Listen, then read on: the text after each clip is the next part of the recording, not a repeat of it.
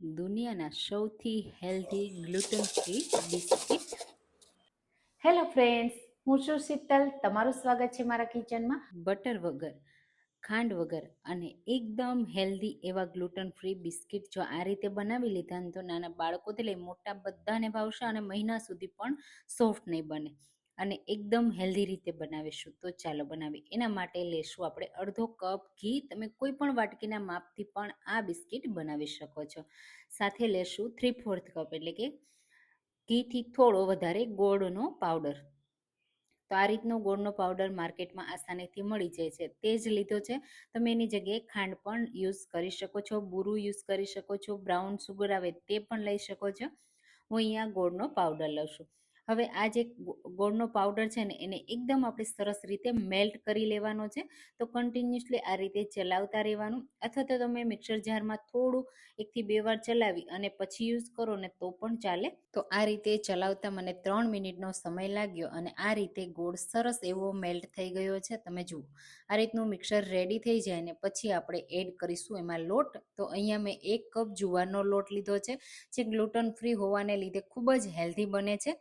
હવે એમાં એડ કરીશું અડધી ટીસ્પૂન બેકિંગ પાવડર અને 1/4 ટીસ્પૂન બેકિંગ સોડા અને 1 પિંચ જેટલું મીઠું. એનાથી સરસ એવો ટેસ્ટ આવશે. હવે આપણે આ બધી વસ્તુને ચાળી લેશું. અહીંયા આપણે કોઈ એસેન્સ નથી એડ કરવાના અને એ ફ્લેવર તો એકદમ નેચરલ આવશે. ખબર પણ નહીં પડે કે આ જુવારના લોટમાંથી બનાવી છે. અને નાના બાળકોથી લઈ મોટા બધાને આવી કૂકીઝ કે બિસ્કિટ ભાવતા જ હોય છે. ચા સાથે તો બહુ સરસ એવા લાગતા હોય છે. તો તમે જો આવી રીતે ક્યારેય ટ્રાય ના કર્યા હોય તો એકવાર ચોક્કસથી ટ્રાય કરજો અને મને કમેન્ટમાં કહેજો કે તમે મારી રેસીપી કઈ સિટીમાંથી જુઓ છો. અને આવી અવનવી જુવારની રેસીપી મેં ઘણી બધી પોસ્ટ કરી છે, તમે મારી ચેનલ પર પણ એકવાર ચેક કરજો. આ રીતે ચાળી લેશું. હવે હાથથી આપણે માત્ર મિક્સ કરવાનું છે. અત્યારે જેટલો લોટની રિક્વાયરમેન્ટ હશે ને એટલો આપણે આગળ લોટ એડ કરીશું. તો ગોળનો પાવડર એટલા માટે જ મેં વધારે એડ કર્યો છે કે ટેસ્ટ બેલેન્સ રહે. અને હા, આપણે આમાં દૂધ પણ એડ કરવાનું છે. માત્ર ઘીથી મિક્સ કરશું ને તો પરફેક્ટ મિક્સ નહીં થાય, બાઇન્ડિંગ પણ નહીં આવે અને પ્રોપર શેપ પણ નહીં આવે. એટલા માટે આ રીતે લોટ એડ કરવાનો છે. તો અહીંયા મેં અડધો કપ ફરીથી એડ કર્યો. ટોટલ આપણે 1/2 કપ લોટની જરૂર પડશે અને આ રીતે મિક્સ કરશું. અડધા કપ ઘી સામે 1/2 કપ લોટ જોશે અને આ રીતે મિક્સ કરતા જશું. તમે જુઓ હું લોટને બાંધતી નથી, માત્ર મિક્સ કરું છું. આ રીતે મિક્સ કરવાનું છે, ઓવર મિક્સ પણ નથી કરવાનું. આ રીતે બધો લોટ સરસ એવો મિક્સ થઈ જાય ને બસ. હવે આ રીતે તમારે ચેક કરી લેવાનું, લોટમાં રિક્વાયરમેન્ટ નથી ને તો લોટ એક્સ્ટ્રા એડ કરી દેવાનો. હવે આપણે એમાં એડ કરીશું દૂધ. તો આ રીતે ચમચીની મદદથી આપણે 4 ટેબલ સ્પૂન જેટલું દૂધ એડ કરીશું. થોડું થોડું એડ કરતું જવાનું, મિક્સ કરતું જવાનું. એકદમ ઢીલો નથી કરવાનો અને બહુ કઠણ પણ નથી રાખવાનો, એ રીતે કરવાનું છે. દૂધ એડ કરશું ને એટલે બાઇન્ડિંગ આવી જશે. પ્રોપર તમારે જેવો શેપ આપવો હશે ને એવો શેપ પણ આવી જશે. એટલા માટે દૂધ જરૂરથી એડ કરવાનું અને આ રીતે મિક્સ કરી દેશું. તમે જુઓ લોટ સરસ એવો બંધાઈ ગયો છે, સરસ મેં મિક્સ કરી લીધો છે. તો હવે વધારે એક્સ્ટ્રા દૂધની જરૂર નથી. આ રીતે સરસ એનો શેપ આવી જાય છે. તો બસ હવે આપણે હાથને આ રીતે લઈ લેશું. હાથમાં થોડું મિક્સર, નાની કે સાઈઝ કે મોટી સાઈઝની જેવડી તમારે કૂકીઝ કે બિસ્કિટ બનાવવા હોય ને એ રીતે. હું જેવો નાનખટાઈસનો શેપ હોય ને એ જ રીતનો શેપ આપું છું.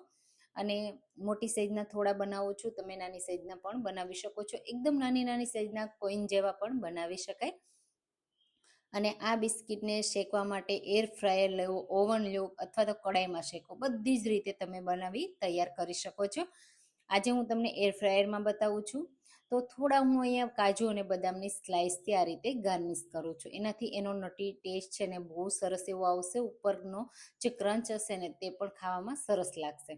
આ રીતે ગાર્નિશ કરી દેશું. તમે કોઈ પણ ડ્રાયફ્રૂટથી ગાર્નિશ કરી શકો છો.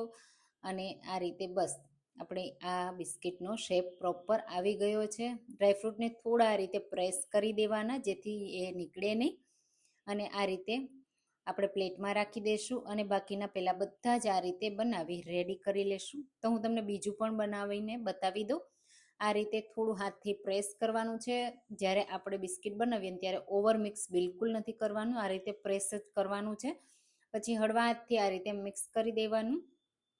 સાઈડથી થોડું ફાટશે કારણ કે આપણે જુવારનો લોટ યુઝ કર્યો છે. તમે જો ઘઉંનો લોટ યુઝ કરો ને તો આ પ્રોબ્લેમ નહીં થાય, પણ ખાતી વખતે બિલકુલ તમને ખબર પણ નહીં પડે.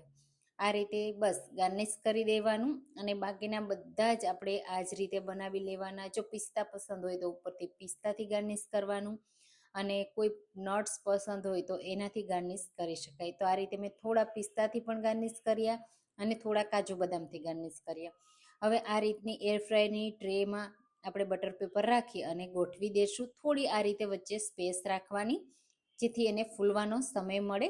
અને હા, ઘણી વખત એર ફ્રાયરમાં આપણે બેક કરીએ ને ત્યારે બે સાઈડથી આપણે બેક કરવાના હોય છે, તો એ વાતનું ધ્યાન રાખવાનું. આ રીતે પહેલાં એર ફ્રાયરમાં ટ્રે રાખી દેશું અને જ્યારે પણ આપણે બિસ્કિટને બેક કરીએ ને ત્યારે એ છે ને એને આપણે ટેમ્પરેચર એકદમ લો હોય ને એવું પસંદ કરવાનું. અને અહીંયા હું 150 ડિગ્રી પર 20 મિનિટ માટે થવા દઈશ. એક સાઈડથી થોડા થવા દીધા પછી તમારે એની સાઈડને ચેન્જ કરી લેવાની. અને તમે જુઓ કેટલા મસ્ત એનો કલર આવ્યો છે, કેટલો સરસ એ બેક થયા છે. જો બીજી સાઈડ રિક્વાયરમેન્ટ લાગે ને તો તમારે 2 મિનિટ માટે બીજી સાઈડ પણ કૂક કરી લેવાના છે. હવે એકદમ સરસ આપણે એને ઠંડા થવા દેશું, પછી હું તમને બતાવી દઉં. એકદમ પ્રોપર પરફેક્ટ બનીને રેડી થઈ ગયા છે. તમે જુઓ છે ને પરફેક્ટ, જોતાં જ ખાવાનું મન થઈ જાય એવા. પાછળની સાઈડથી પણ સરસ એવા ક્રિસ્પી થઈ ગયા છે. તો હું પાછળની સાઈડ એને બેક નથી કરતી. જો તમને આ કાચા રહી ગયા હોય તો 2 થી 3 મિનિટ બેક કરી લેવાના. હવે હું તમને તોડીને પણ બતાવી દઉં કેટલા પરફેક્ટ કૂક થયા છે. એનો ક્રંચ એટલો ને એટલો જ રહેશે જ્યાં સુધી તમે રાખશો. તો જો તમે આવા જુવારના બિસ્કિટ ક્યારેય ટ્રાય ના કર્યા હોય તો એકવાર આ રેસીપી ટ્રાય કરજો. નાના બાળકોથી લઈ મોટા બધાને ખૂબ પસંદ આવશે. રેસીપી ગમી હોય તો લાઈક કરવાનું ભૂલતા નહીં. Thank you.